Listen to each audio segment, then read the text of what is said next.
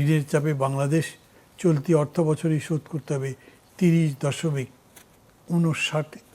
Billion. জি 30.60 ধরেন, তার মানে কি?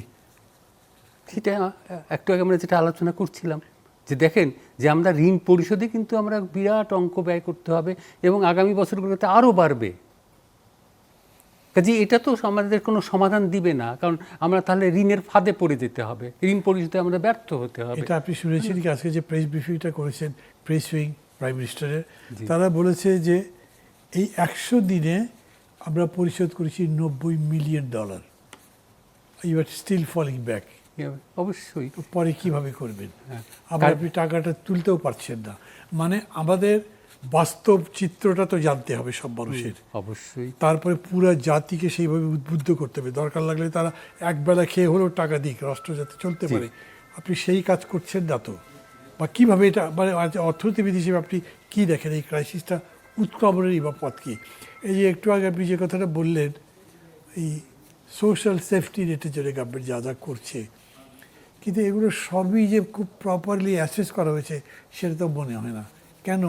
আপনি ঋণের জন্য, টাকার জন্য তো গেছেন আইএমএফের কাছে, আইএমএফ আপনাকে জিজ্ঞেস করেছে তুমি যে ফ্যামিলি কার্ড দিচ্ছ এখানে কত টাকা লাগে, সেটা তুমি কোত্থেকে পাচ্ছ? গভর্নমেন্ট সেই আনসারটা তো দেয়নি। এখন দেখা যাচ্ছে যে তাদের সাথে এইটা মিলল না। আপনি খালকাটা বলেন, যাই বলেন, সবেরই একটা অতীতে মূল্যায়ন করা দরকার ছিল, যে আমি কোথায় এলাম, কতদূর গেলাম, what is the benefit, next কী করবো। এগুলো কি করা হয়েছে বা কি, এটার উপরে বলবেন। এখন একটা জিনিস হচ্ছে যে আমরা যখন এই ধরনের কর্মসূচিগুলো নেব, তাই না, এখন আপনি যেমন বললেন ফ্যামিলি কার্ডের কথা বললেন, তাই না, বা অন্যান্য এই ধরনের কৃষক কার্ডের কথা বললাম।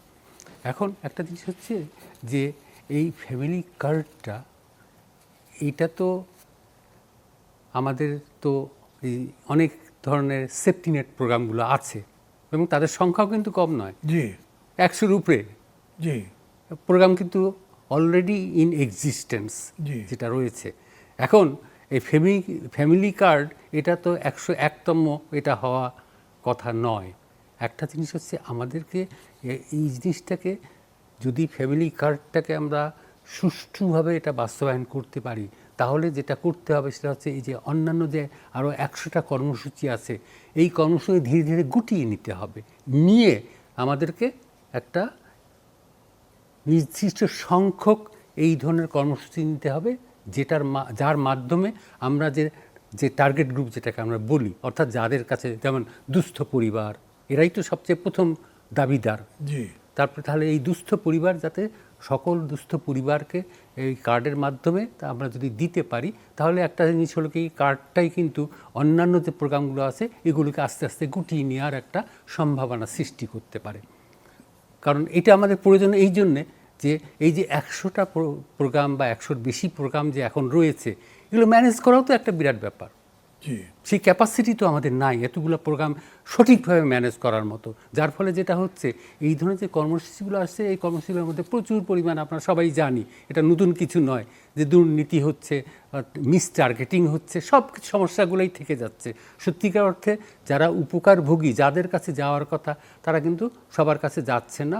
অন্য হয়তো বিভিন্নভাবে এখানে লিকেজ হচ্ছে, এবং এই লিকেজগুলো বন্ধ করতে হলে যদি আমরা ফ্যামিলি কার্ডটাকে যদি একটা সুষ্ঠুভাবে পরিকল্পিত উপায়ে যদি এটাকে বাস্তবায়ন করতে পারি, এবং এই ফ্যামিলি কার্ডগুলো যাদের কাছে যাওয়া দরকার, যে দুস্থ পরিবারদের কাছে হাতে যদি দিতে পারি, এখানে যাতে কোনো রকম রাজনৈতিক বা অন্যান্য কোনো রকম প্রভাবের মুক্ত থেকে আমরা যদি সত্যিকারভাবে বাস্তবায়ন করতে পারি, তাহলেই কিন্তু সুফলটা পেতে পারি।